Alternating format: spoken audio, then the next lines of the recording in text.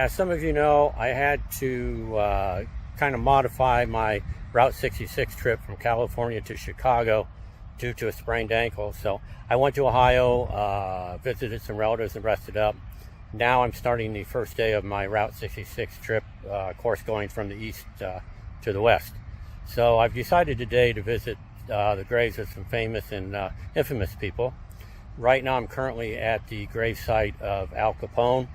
My understanding that he was originally buried in Mount Olivet Catholic Cemetery here in Cook County, and then after his mother died, they moved him here to Mount Carmel Catholic Cemetery. There's some other relatives here.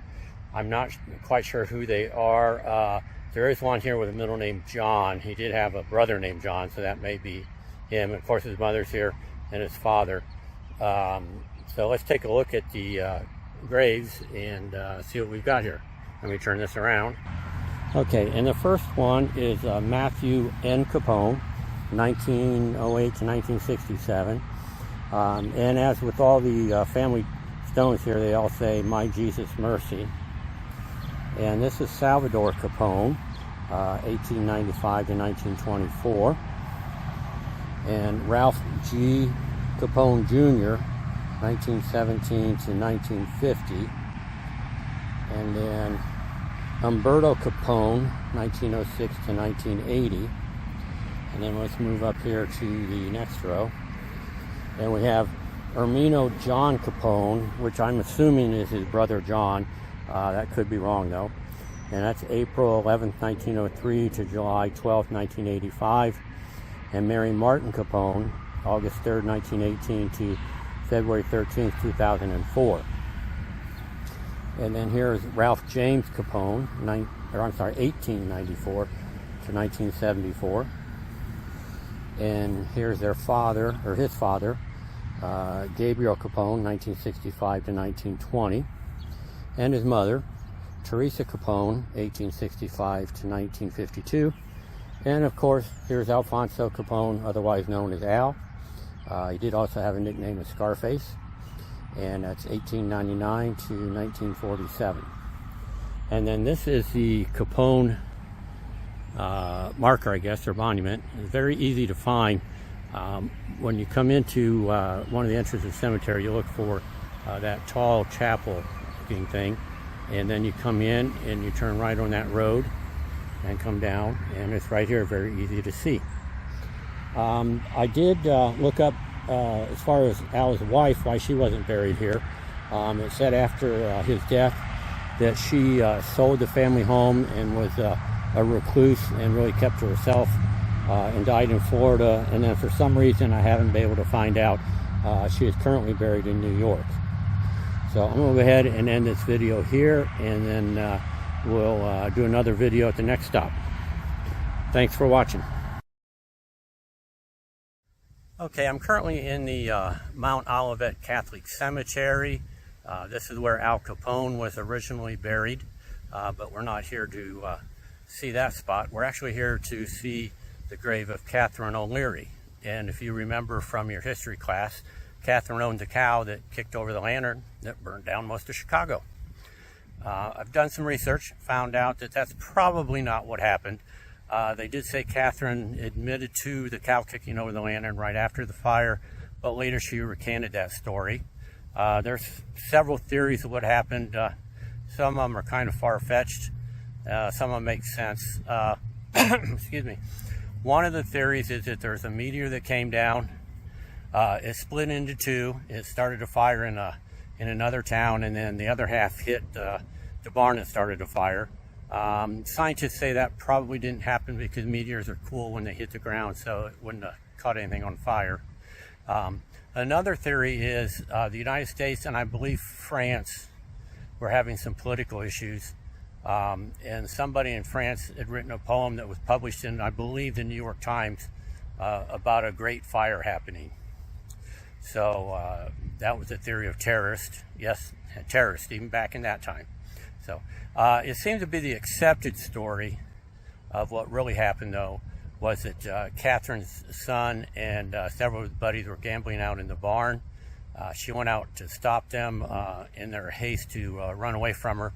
One of them kicked over the lantern, and that's what started the fire. She was charged with some crimes over that, was found innocent, and a thing that kind of hurt her reputation is some newspaper reporters came to see Catherine. Now, Catherine was a very well-dressed lady, kept a nice house, very prim and proper.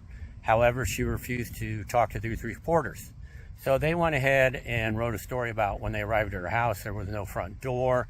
There was a smell of animal manure, horse manure. The house was very unkempt. She was dressed in rags.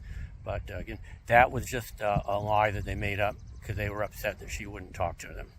So let's go ahead and look at some of the family members' graves here, and also Mrs. O'Leary's. So the first one, let me turn this around, is Patrick J. O'Leary, and it says Illinois Wagoneer, 116th Field Artillery, 31st Division, World War I, August 21st, 1892 to August 18th, 1948.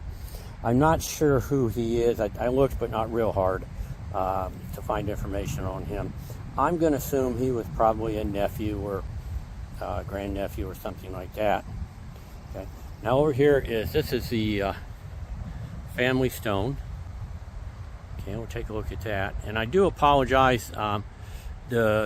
Some of the stone is in the shadow, so it's going to be hard to see what's written on them, but we'll do our best to take a look at them and see what's on there.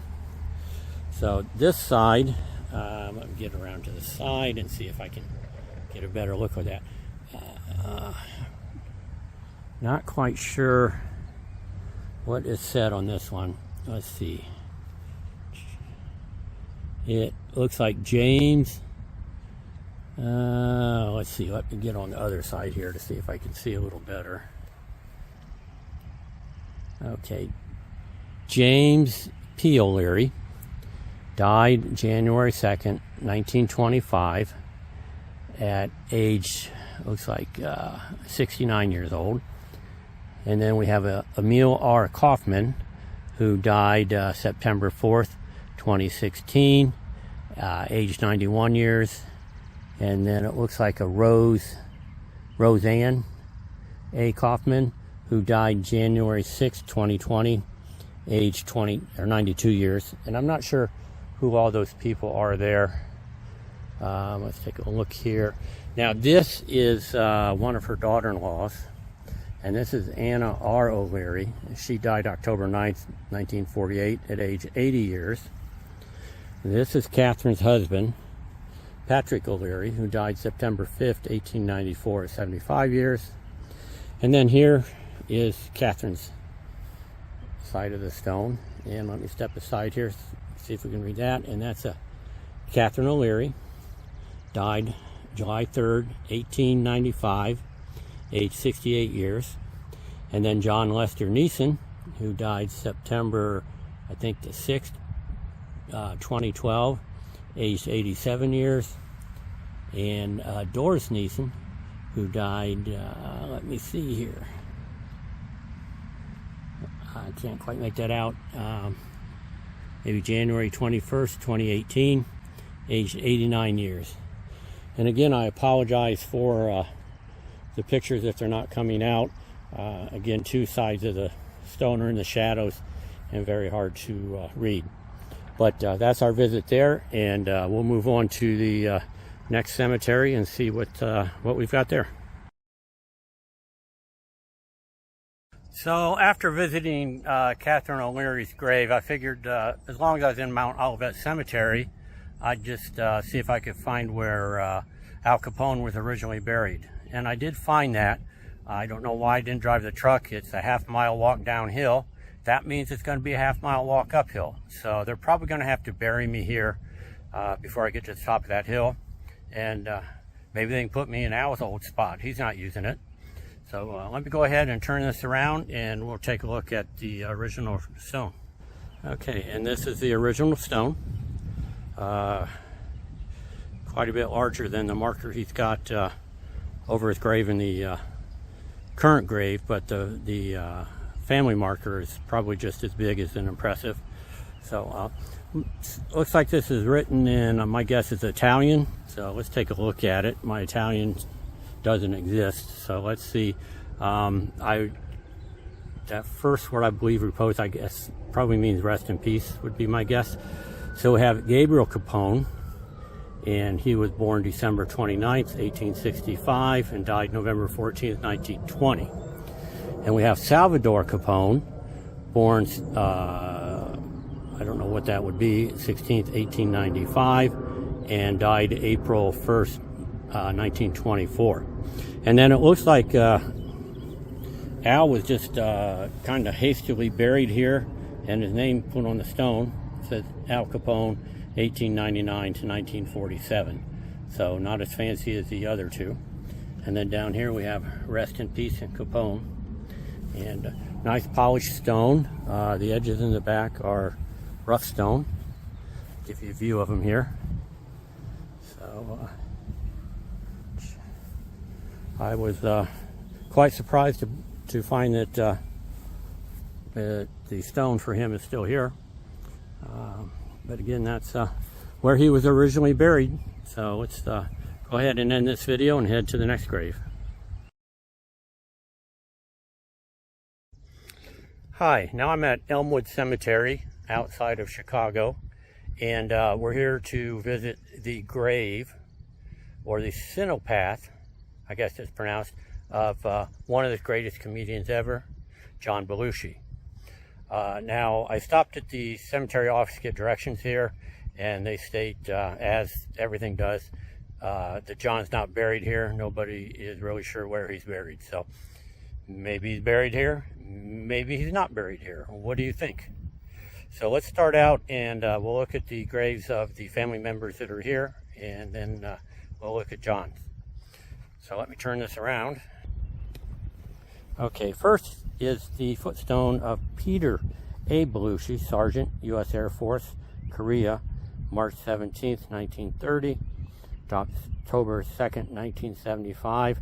I don't know how he is related to John. I looked real quick on Google and didn't see anything. But here's a picture of him in his uniform. And then his stone reads, Son Peter, 1930 to 1975.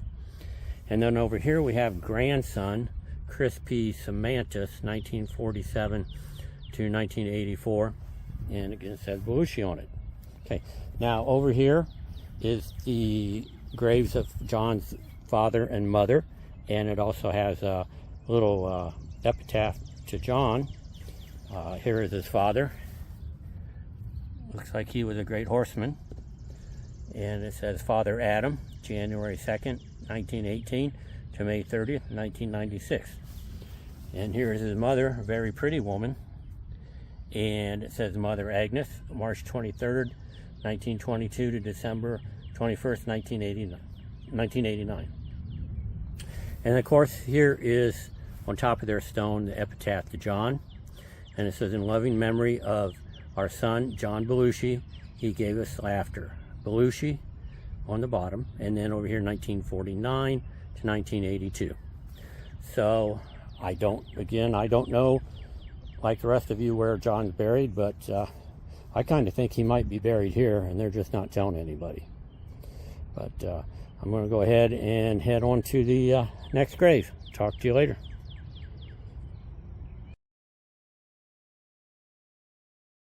Well, I'm back, and I'm actually just at a cemetery across the street from where John Belushi, I guess his epitaph is. And I'm going to start out with this person, showing you his family members, and then we'll show you his grave last, see if you can guess who he is. Somebody very well known in the history of the Chicago area, and I do apologize for the sun shining on the graves and stuff. It's very bright out here, but let's get this. Okay. So this is his sister, and of course his parents' daughter, and it's Eugenie Giles, died October 19th, 1918 at age 25 years. This is their mother, and this is Mary Hargillis, died October 16th, 1961 at age 92 years.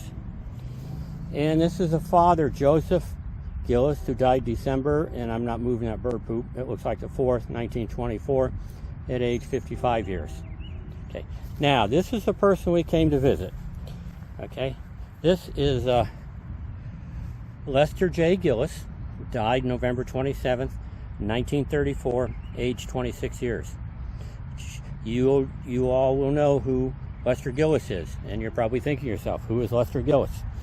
Well, Lester Gillis was also known as Babyface Nelson, and he was killed up in Michigan.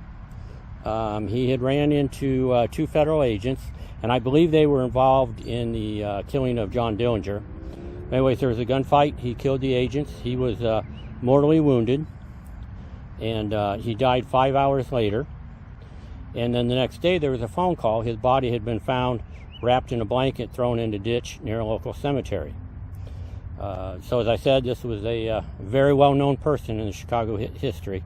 Now it's getting late in the day, so I'm going to go ahead and hurry up here and travel to the next grave. So we'll talk to you later. Okay, and I'm about 10 minutes away from Babyface Nelson's grave. This is in a Jewish cemetery, and I'm not real sure of the Jewish religion, but most of their cemeteries seem to be locked all the time. This one, the gates are locked, but it is adjacent to another cemetery, so I was able to walk in to it. Let me go ahead and show you the grave here, and I'm sure you'll recognize the name. Okay, and this is Jack Ruby. Jack Ruby, as you know, killed Lee Harvey Oswald after his assassination of President Kennedy. So it says, beloved son and brother, Jack Ruby, April 25th, 1911 to January 3rd, 1967. And you do see there's been some stones left from the different visitors and stuff. Let me see if I can get a little better. Yeah, I'll get out of my shadow out of there. So that is there. Okay, and again, it is getting late, so I've got some more graves to visit, and just thought I'd stop here and pay our respects to Jack. So we'll see you in a little bit. Okay, I'm at the next grave. It's also in a Jewish cemetery. I did find out between the last cemetery and this one that they do keep the gates locked just to cut down on vandalism. This is an old cemetery. There's a few gates you can drive in, but the roads are very narrow, I guess just because of the age. Of course, cars were a lot smaller years ago. Most of the sidewalks are open. It's a very crowded cemetery, not well kept. The grass needs mowed and stuff, but very unique, very neat. I really enjoyed the walk back into here, looking at the different stones and stuff. So, excuse me, this next actress is somebody you're probably not going to remember her name. I'm going to give you one hint, and I'm not going to say anything else about it. So either you know or you don't know. So let's go ahead and take a look at it here, and I'm going to switch over and see if we can get a good shot out of the sun.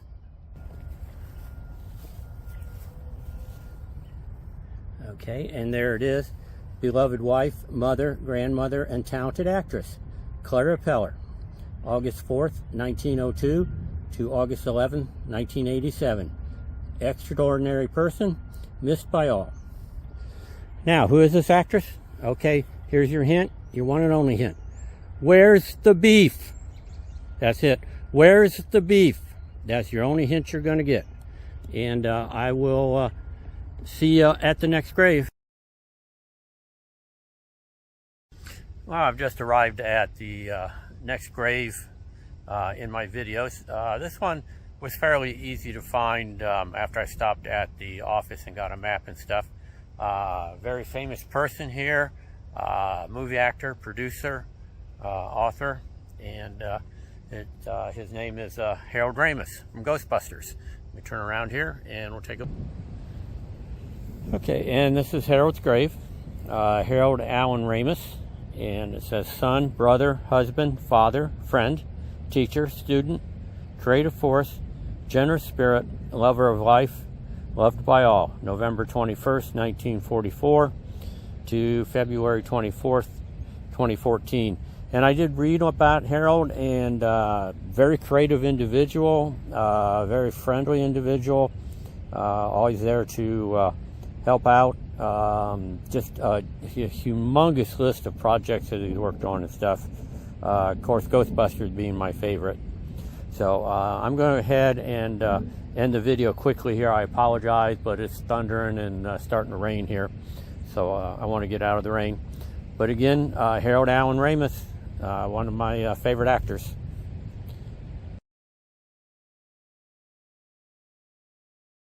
We've reached our next grave. I'm going to cut this kind of short due to the fact that it looks like it's going to rain here soon. And also, there is several lots down, or plots, I guess, going to be a funeral starting, and I don't want to be disrespectful and film during that. So this grave is the grave of, I guess you could call him the father or the king of trash TV. So you probably already know who that is, but let's turn around. And the stone says Springer. And we're at the grave of Jerry Springer. Got a very nice plot here. It's got some nice corner blocks, nice little fence. There's a little patio or entranceway here. So let's go in and I'll tell you a little more about Jerry. Okay, so we do have the Springer stone. It says forever grateful for the love of family and friends. And you can see quite a few rocks left on there, all from visitors. Got a nice bench Springer. I imagine once this tree grows up and you're able to sit on that bench, it's going to be a very nice shady spot to get out of the sun. So, oh, there's a little thunder going there. Okay, the first stone we have here is Margaret Joanne, also known as Mickey. That's Jerry's wife. A lot of people thought they were divorced, but they were actually separated at the time of his death. And this is Jerry's stone. His first name was actually Gerald. So Gerald Norman Springer. And he was born in England on February 13th, 1944, and died in the United States on April 27th, 1923. Now, as you can see from the stone, Jerry was Jewish, and he did lose quite a few family members during the Holocaust. So his family came over to the United States, I believe, shortly after World War II. He graduated high school, went to law school, opened up a law firm with two other gentlemen. Then he was also on the Cincinnati City Council. The City Council did elect him president of president of Cincinnati for 1 year. Jerry did run for several other state offices and I believe for a federal office, but was never elected to any of those positions. He did have some other television shows. He did some radio shows, was a journalist, author, also did some acting. Now his wife, and he did have a daughter, and her name is Katie. Katie is still alive. Katie, unfortunately, was born without nasal passages and is deaf in 1 ear. And I did read about an interview that they did with her several years ago. Katie said that her parents raised her as a normal child. They gave her no leeway because of the disabilities. She was raised like every other child, and she's very grateful for that. So I'm going to go ahead and cut this short, getting a few raindrops here, and the funeral party's coming. So we'll move on to the next grave. Thank you for watching. Okay, with our next grave here, do have a lot of noise in the background from the weed whackers, but I guess somebody has to take care of the lawn here. So I'm actually in the same cemetery as Jerry Springer. It looks like the rain's going to hold off a bit, so I decided to visit this grave. This is somebody that is very well known, and you're going to know who he is as soon as I show you the grave. Let me go ahead and turn this around. Okay, and we have the grave of Robert Reed, Mr. Mike Brady. Born in 1932, died in 1992. Says good night, sweet prince, and has some things that people left here. So Robert was a trained stage actor. He also had a lot of TV acting experience before he was chosen to play Mike Brady in the Brady Bunch. So Sherwood Schwartz came up with the idea for the Brady Bunch. He had, I guess, been reading some articles about the huge number of people that are getting married and bringing along their children from previous marriages. So he came up with the Brady Bunch. Him and Robert did not get along real well because Robert would leave him all kinds of memos to change the script and stuff because the way the children were treated in the script, Robert said, that's not the way children would really be treated, and this wouldn't work and that wouldn't work. So quite a bit of turmoil between the two of them. In fact, I read that after the Brady Bunch was canceled, they were working on another Brady Bunch series, and Sherwood hated working with Robert so much that I believe on the 4th episode he had it written in the script that Mike Brady was going to be killed in a helicopter crash.